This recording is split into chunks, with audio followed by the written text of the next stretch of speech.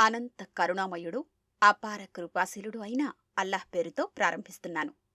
సూర అల్ ముమ్తహినహ్ అంటే పరిశోధింపబడింది, పరిశీలింపబడింది, పరీక్షించబడినది అనర్థం. ఈ సమూహపు 10 మదీనా సూరహలలో ఇది 4వది. ఈ సూర 7-8 హిజ్రీలలో అవతరింపచేయబడింది. దీని పేరు 10వ ఆయత్ నుండి తీసుకోబడింది. ముష్రిక్లను వదిలి మేము విశ్వసించాము అని మదీనాకు వచ్చే స్త్రీల నిజాయితీని పరిశీలించాలని ఈ సూరాలో ఆజ్ఞ వచ్చింది. ఇందులో 13 ఆయతులు ఉన్నాయి. హుదైబియా సంధి అయిన కొన్ని రోజుల తరువాత మక్కా ముష్రిక్లు దాన్ని ఉల్లంఘిస్తారు. దానికి దైవ ప్రవక్త సల్లెల్లాహు అలైహి వసల్లం రహస్యంగా యుద్ధ సన్నాహాలు ప్రారంభిస్తారు. హాతిబ్ బిన్ అబీ బల్త్ ఆర్ రదియల్లా తాలా అన్హు అనే బదరీ సహబీ ఈ విషయాన్ని ఒక పత్రం మీద రాసి మక్కాకు పోయే ఒక స్త్రీకి ఇస్తారు. ఈ విషయం దైవ ప్రవక్త సల్లెల్లాహు అలైహి వసల్లంకు వహీ ద్వారా తెలుస్తుంది. ప్రవక్త సల్లెల్లాహు అలైహి వసల్లం అలీ, ముగ్ధాద్ మరియు జుబైర్ రదియల్లా తాలా అన్హుంలతో రౌదయే ఖాక్ దగ్గర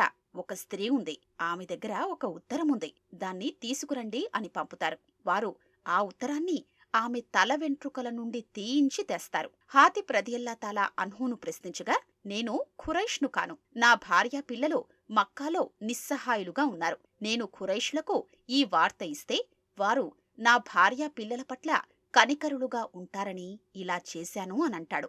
దైవ ప్రవక్త సల్లెల్లాహు అలైహి వసల్లం అతని సత్యాన్ని తెలుసుకుని అతనిని క్షమిస్తారు. ఆ సందర్భంలో ఈ ఆయత్లు అవతరింపజేయబడ్డాయి. ఇందులో 4వ ఆయత్లో తవక్కల్ అనే పదం వస్తుంది. తవక్కల్ అంటే వీలైనంత వరకు మనం ప్రయత్నం చేసి ఆ తరువాత అల్లాహ్ సుబ్హానవతాలాపై నమ్మకముంచుకుని అల్లాహ్ సుబ్హానవతాలాపై ఆధారపడాలి.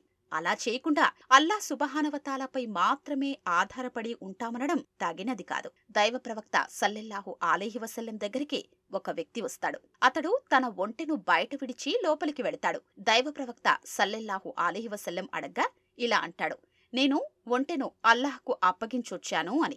అప్పుడు దైవ ప్రవక్త సల్లెల్లాహు అలైహి వసల్లం అంటారు, ఇది తవక్కల్ కాదు, మొదట దానిని కట్టి ఉంచు, తరువాత అల్లాహ్ సుబ్హానవతాలాపై ఆధారపడు అని.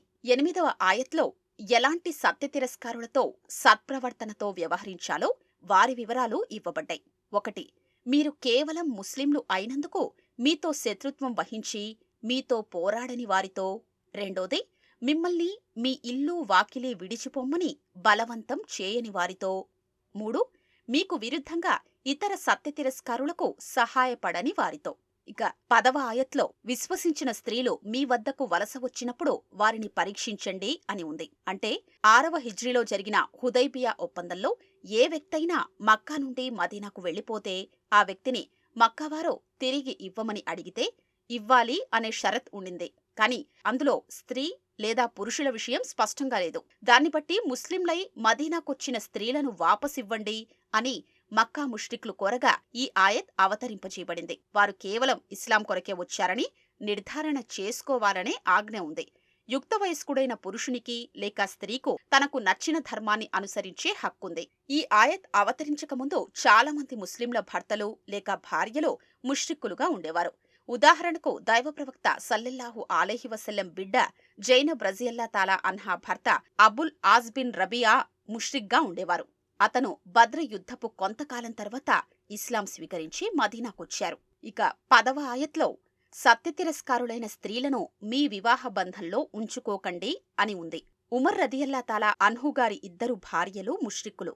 ఈ ఆయత్ అవతరణ తర్వాత ఆయన వారికి విడాకులిచ్చారు. 12వ ఆయత్లో ప్రమాణం గురించిన ఆయత్లో ఈ విధమైన ప్రమాణం దైవ ప్రవక్త సల్లెల్లాహు అలైహి వసల్లం ఇస్లాం స్వీకరించి ముష్రిక్లను వదిలి వచ్చే స్త్రీల చేత చేయించేవారు. మరియు 8వ హిజ్రీలో మక్కా విజయం తర్వాత కూడా చేయించారు. కాని శబథం చేయించేటప్పుడు దైవ ప్రవక్త ఏ స్త్రీని కూడా ముట్టుకోలేదు. అంటే చేతిపై చేయి పెట్టి ప్రమాణం చేయించలేదు. కేవలం వారి నోటితో మాత్రమే ప్రమాణం చేయించేవారు. ఇక ఈ సూరహ యొక్క అర్థాన్ని తెలుసుకుందాం. ఓ విశ్వాసులారా, నాకు శత్రువులైన వారిని మరియు మీకు కూడా శత్రువులైన వారిని వారి మీద ప్రేమ చూపిస్తూ వారిని మీ స్నేహితులుగా చేసుకోకండి. మరియు వాస్తవానికి వారు మీ వద్దకొచ్చిన సత్యాన్ని తిరస్కరించారు. మీ ప్రభువైన అల్లాహ్ను మీరు విశ్వసించినందుకు వారు ప్రవక్తను మరియు మిమ్మల్ని మీ నగరం నుండి వెడలగొట్టారు. ఒకవేళ మీరు నా ప్రసన్నత కోరి నా మార్గంలో ధర్మయుద్ధం కొరకు వెళితే ఈ సత్య తిరస్కారుణ్ణి మీ స్నేహితులుగా చేసుకోకండి. వారి పట్ల వాత్సల్యం చూపుతూ మీరు వారికి రహస్యంగా సందేశం పంపుతారా? మీరు దాచేది మరియు వెలిబుచ్చేది నాకు బాగా తెలుసు. మీలో ఎవడైతే ఇలా చేస్తాడో అతడు వాస్తవంగా రుజుమార్గం నుండి తప్పిపోయినవాడే. ఒకవేళ వారు మీమీద ప్రాబల్యం వహిస్తే వారు మీకు విరోధులవుతారు మరియు కీడితో మీ వైపుకు తమ చేతుల్ని మరియు తమ నాలుకల్ని చాపుతారు మరియు మీరు కూడా సత్యతిరస్కారులై పోవారని కోరుతారు. మీ బంధువులు గాని మీ సంతానం గాని మీకు ఏ విధంగానూ పనికిరారు. ఆయన పునరుత్థాన దినమున మీ మధ్య తీర్పు చేస్తాడు మరియు అల్లా మీరు చేసేదంతా చూస్తున్నాడు. వాస్తవానికి ఇబ్రాహీం మరియు అతనితో ఉన్నవారిలో మీ కొరకు ఒక మంచి ఆదర్శముంది. వారు తమ జాతివారితో ఇలా అన్నప్పుడు, నిశ్చయంగా అల్లాహ్ను వదిలి మీరు ఆరాధించే వాటితో మరియు మీతో మాకు ఎలాంటి సంబంధం లేదు. మేము మిమ్మల్ని త్యజించాం మరియు మీరు అద్వితీయుడైన అల్లాహ్ను విశ్వసించనంత వరకు మాకు మీకు మధ్య విరోధం మరియు ద్వేషమూ ఉంటుంది. ఇక ఇబ్రాహీం తన తండ్రితో, నేను తప్పక నిన్ను క్షమించమని నా ప్రభువును వేడుకుంటాను. ఇది తప్ప నీ కొరకు అల్లాహ్ నుండి మరేవీ పొందే అధికారం నాకు లేదు అని మాత్రమే అనగలిగాడు. అల్లాహ్తో ఇలా ప్రార్థించాడు, ఓ నా ప్రభూ, మేము నిన్నే నమ్ముకున్నాం మరియు నీ వైపునకే పశ్చాత్తాపంతో మరలుతున్నాం మరియు నీ వైపుకే మా గమ్యస్థానముంది. ఓ మా ప్రభూ, మమ్మల్ని సత్యతిరస్కారుల కొరకు పరీక్షా సాధనంగా చేయకు మరియు ఓ మా ప్రభూ, మమ్మల్ని క్షమించు. నిశ్చయంగా కేవలం నీవే సర్వశక్తిమంతుడవు, మహావివేచనాపరుడవు.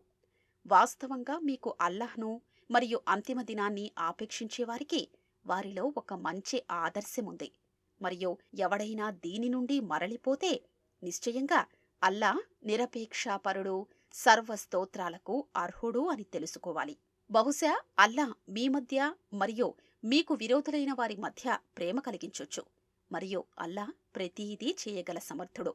అల్లాహ్ క్షమాశీరుడు, అపార కరుణా ప్రదాత.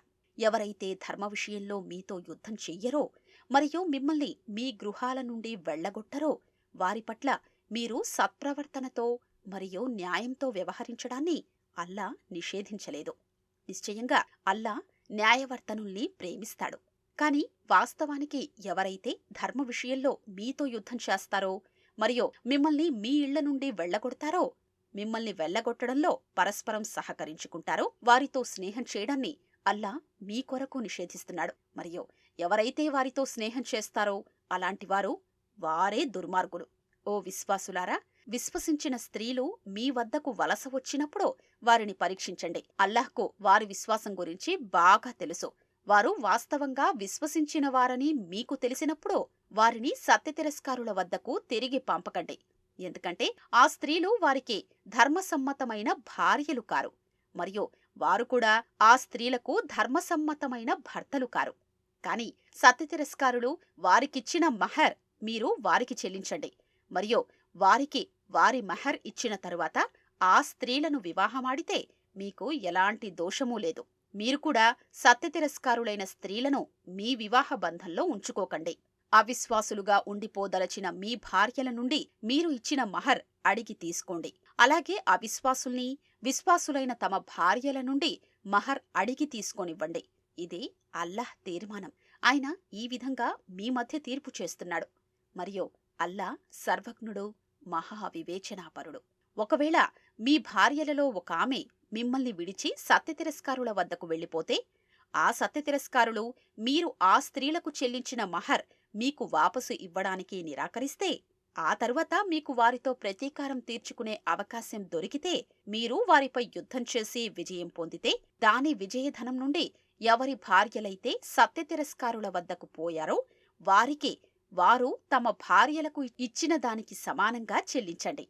మరియు మీరు విశ్వసించిన అల్లాహ్ యందు భయభక్తులు కలిగి ఉండండి. ఓ ప్రవక్త సల్లెల్లాహు అలైహి వసల్లం, విశ్వసించిన స్త్రీలు ప్రమాణం చేయడానికి నీ వద్దకొచ్చి తాము ఎవరినీ అల్లాహ్కు సాటి కల్పించమని మరియు దొంగతనం చేయమని మరియు వ్యభిచారం చేయమని తమ సంతానాన్ని హత్య చేయమని తమ చేతుల మధ్య మరియు తమ కాళ్ల మధ్య నిందారోపణ కల్పించమని, ధర్మసమ్మతమైన విషయాలలో నీకు అవిధేయత చూపమని ప్రమాణం చేస్తే వారి నుండి ప్రమాణం తీసుకో మరియు వారిని క్షమించమని అల్లాహ్ను ప్రార్థించు.